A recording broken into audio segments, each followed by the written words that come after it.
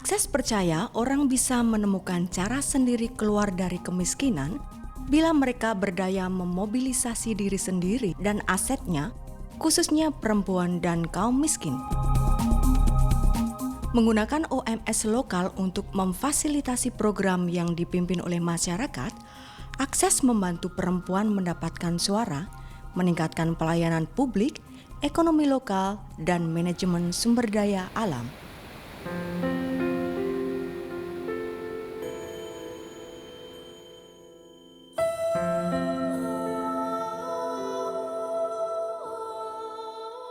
Laut adalah sumber kehidupan bagi masyarakat di Indonesia kawasan timur, termasuk bagi desa ini di Pulau Muna. Dulu nelayan menangkap ikan dengan bom, sehingga merusak terumbu karang dan mengancam masa depan desa. Saida, seorang pecinta lingkungan, meyakinkan masyarakat untuk menghentikan perilaku mereka.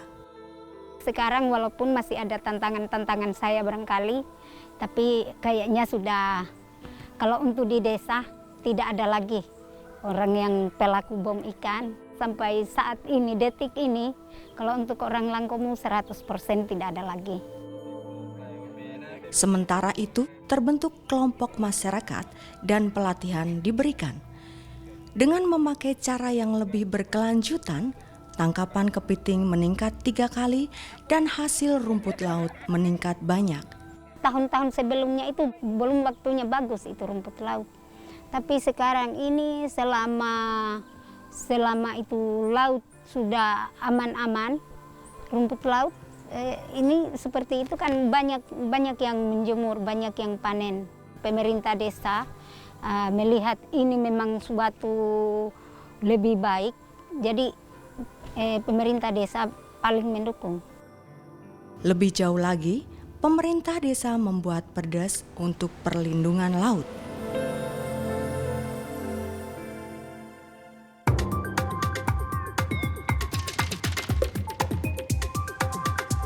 Air tawar serta akses terhadapnya juga menjadi isu besar di daerah ini. Terkadang berakibat pada konflik sosial, bahkan perseteruan di antara masyarakat. Di sini, di tengah daerah resapan air, orang mengalami kesulitan mengenai distribusi air. Karena ada salah satu elit yang mau monopoli air, yang mau menguasai air, tanpa melihat bahwa ada masyarakat lain atau orang lain yang butuh juga air. Karena upaya sebuah mitra akses, perilaku berubah dan kelompok pengguna air dikuatkan. Saat ini, 27 kelompok pengguna air bekerja sama dalam aliansi yang solid, didukung oleh pemerintah daerah. Terdapat aturan yang kuat tentang penggunaan air dan jadwal penanaman. Dampak pertama-tama itu semua lahan itu terairi dengan baik, semua lahan itu diolah, ditanami padi, dan produksi padi itu meningkat, air bisa rata. Sekali lagi, perempuan berperan penting dalam hal ini.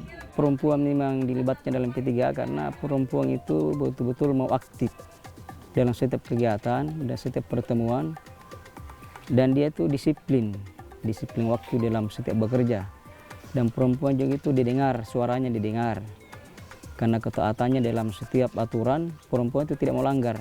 Yang akhirnya berakibat lebih dari hanya perimbangan distribusi air. Sebelum perempuan terlibat, produksi pertanian itu 2-3 ton per hektar. Setelah perempuan terlibat itu bisa 5-6 ton per hektar.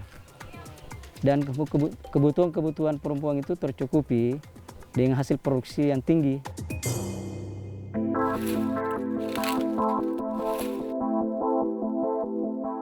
Bertahun lalu, daerah bukit di Sumba ini gundul dan selalu terjadi erosi. Hendrik mencegahnya dengan memutuskan menanam pohon kemiri. Maksud menanam pohon itu, setelah kita melestarikan ini, membantu bumi kita setelah dia hijau, bahwa udara, angin, dan awan bersatu, dia menghasilkan curah hujan. Pada awalnya, istri Hendrik tidak setuju dengan rencana itu.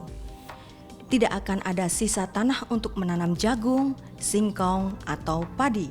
Dia bilang, saya harus tanam kemiri, dia bilang. Akhirnya saya mengalah sudah tuh. ikut sudah dia mau. Maka sekarang sudah nikmat dia hasil, baru saya juga senang. Karena pegunungan dulu tandus dan kering, sekarang menurut Hendrik menghasilkan emas hijau. Setelah hasil kemiri ini untuk biaya hidup, biaya keluarga dan biaya anaknya sekolah. Inilah emas untuk keturunan masa akan datang. Saat ini, Hendrik adalah ketua kelompok tani yang membentuk sebuah aliansi dengan 12 kelompok tani lain di daerah ini. Pelatihan dan dukungan dari fasilitator berakibat adanya kemitraan dengan pemerintah yang menyediakan pinjaman dan investasi di proyek lain. Saya usaha ikan untuk untuk menambah protein untuk tubuh kita makan, kemudian untuk kita jual ikan.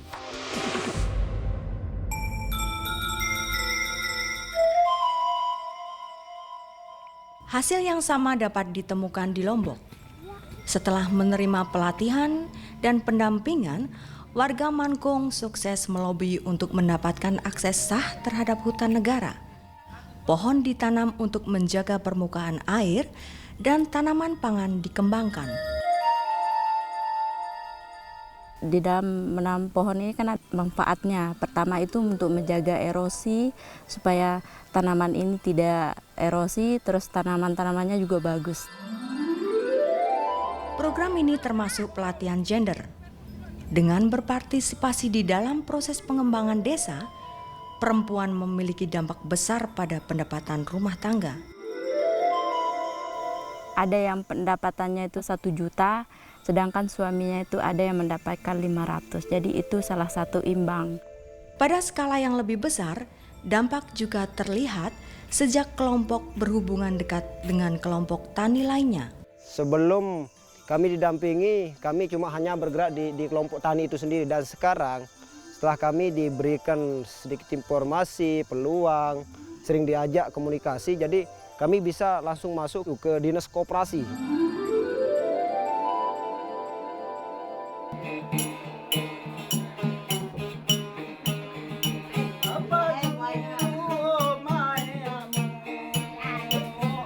Dengan memakai potensi lokal, warga Lapandewa di Sultra juga mengalami peningkatan pendapatan. Setelah menerima pelatihan dan pendampingan tentang pembukuan, simpan pinjam, dan produksi makanan lokal, perempuan bergabung kelompok tani lokal. Sebelum berdirinya ini kelompok tani nelayan Kaombola Buktorende, kita kan punya mau berdagang tapi susah kita mendapatkan modal. Terus setelah berdirinya ini tiap bulan kita menabung, setelah itu kita pinjam uang di situ kita pergunakan untuk bikin jualan. Perempuan di sini memiliki dampak yang besar dalam upaya meningkatkan ekonomi rumah tangga. Kita bantu suami untuk mendapatkan uang walaupun sedikit. Jadi untuk meringankan beban. Inisiatif lainnya meningkatkan cara bertani. Saat ini perempuan tahu bagaimana membuat pupuk organik.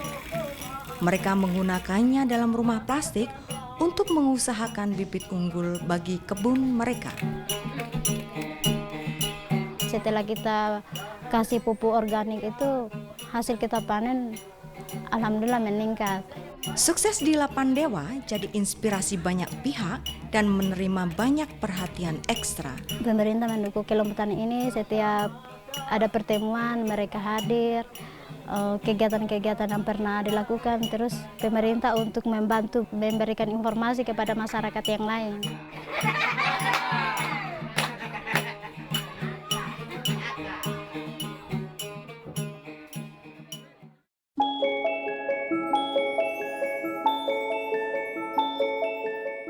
Sebelum program akses sampai 0 bagi di timur, perempuan hanya tinggal di rumah menunggu suami mereka membawa uang. Tetapi pendapatan mereka tidak cukup. Karena pelatihan dan dukungan, hal itu berubah. Kelompok tani perempuan didirikan. Kita berkumpul, kemudian berpikir bersama, diskusi bersama, mencari jalan keluar apa yang kita butuhkan. Sehingga sampai dalam perjalanan itu ternyata ibu-ibu memahami dan melakukan sesuatu. Yang pertama itu kami sepakat untuk memanfaatkan pekarangan rumah, masing-masing rumah biar halaman kecil atau besar, tapi berpikir supaya upaya-upaya untuk usaha itu bisa menghasilkan uang. Pekarangan berubah jadi kebun sayur dan kandang ternak dibuat. Pemanfaatan pekarangan ini, misalnya telur ayam itu untuk gizi keluarga, kami tidak beli. Anak-anak menangis telur ayam, kami ambil saja dari sangkarnya untuk masak kasih makan. Dengan kerjasama, ladang menghasilkan panen lebih baik dibanding sebelumnya.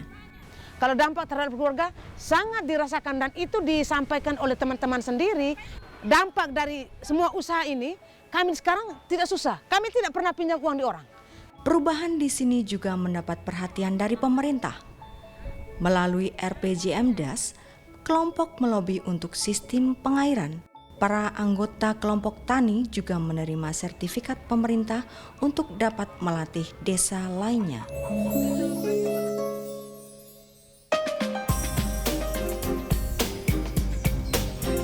Sejak dulu perempuan desa di Sumba ini setiap harinya menenun kain, sarung, dan syal. Tidak hanya karena mereka menyukainya, tetapi karena itu harus dilakukan. Di sini kaum laki-laki hanya bekerjanya di kebun sebagai petani dan itu tergantung dari kondisi alam. Kalau misalnya hujannya bagus, bisa panen, bisa kerja bagus di kebun. Tetapi kalau curah hujannya tidak teratur, maka penghasilan dari kebun tidak ada. Harapan hanya dari ibu-ibu yang menghasilkan kain. Tetapi hingga beberapa waktu lalu, hal itu tidak cukup memenuhi kebutuhan rumah tangga. Untuk menghasilkan sebuah kain begini, paling kurang itu 1 bulan 1 lembar.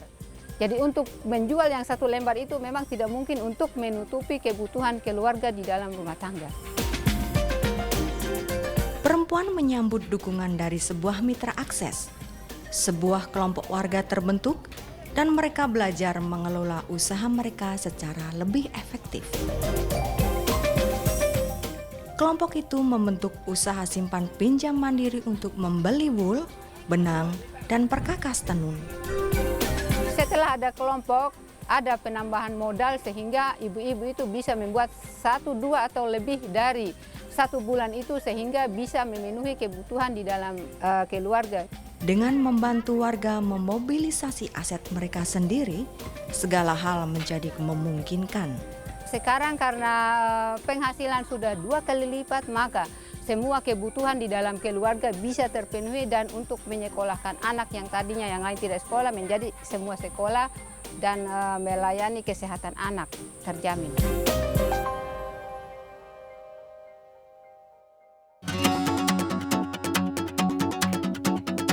Masuknya pasar merupakan pertimbangan penting dalam inisiatif ekonomi. Kelompok tenun di Lombok ini membentuk jaringan untuk memasarkan kainnya dan punya toko kain sendiri. Tetapi perubahan tidak terjadi dalam semalam. Perempuan-perempuan di sini khususnya di Desa Batujai hanya bisa nongkrong di rumah, ngerumpit.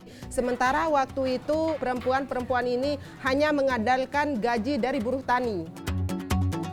Setelah diberikan bimbingan, penyuluhan, sosialisasi, mereka seolah-olah tidak mau menengok ke belakang lagi, ingin maju terus.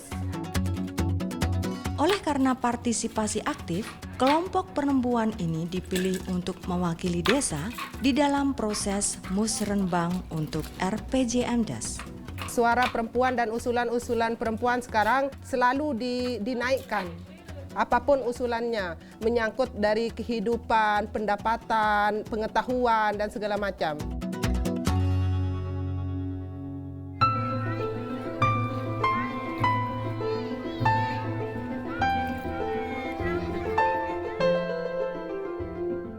Nurhayu memiliki warung laris tepat di depan sebuah sekolah di Kempo. Tetapi beberapa waktu lalu hidupnya menyedihkan. Di Jakarta dia memudar, suaminya menghancurkan harapan bagi kehidupan yang baik. Saya nggak dapat gaji karena suami saya tidak pernah masuk dinas. Itu yang pertama. Yang kedua, kasus juga perempuan. Dan yang ketiga, kasus-kasus yang lain lah gitu. Sulit sekali waktu itu, sebenarnya saya sudah nggak ada harapan sekali gitu. Udah nggak ada harapan sekali. Karena mengingat saya itu udah buntu gitu Bu saya. Karena tak ada yang tersisa, Nurhayu kembali ke desanya di Sumbawa. Saya nggak malu, nggak apa Bu. Yang penting bagaimana caranya saya bisa menghidupi kedua putra saya. Mitra Akses bekerja di desa melatih para konselor untuk memberikan bantuan kepada korban kekerasan rumah tangga. Mitra juga menyediakan kesempatan ekonomi bagi perempuan untuk membentuk kelompok simpan pinjam. Saya diberi dukungan moral,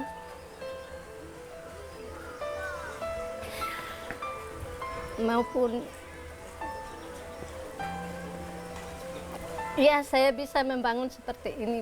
Akses pada modal membuatnya punya harapan untuk pertama kalinya. Saya udah 2 kali ngambil, sampai saya bisa begini. Awalnya saya itu patah sekali semangat. Jujur aja udah nggak ada harapan. Tapi alhamdulillah ada dukungan.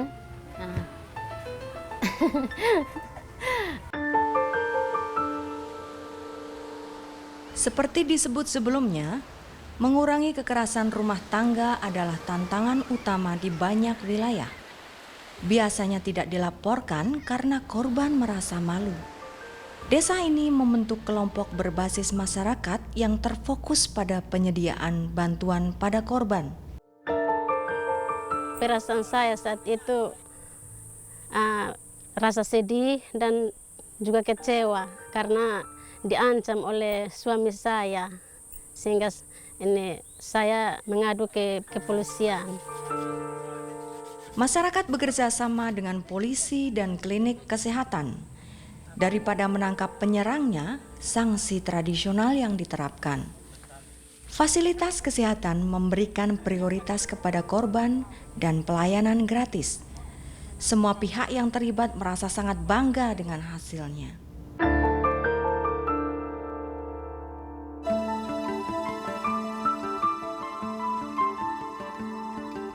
Kesehatan merupakan isu besar, mulai dari kelahiran.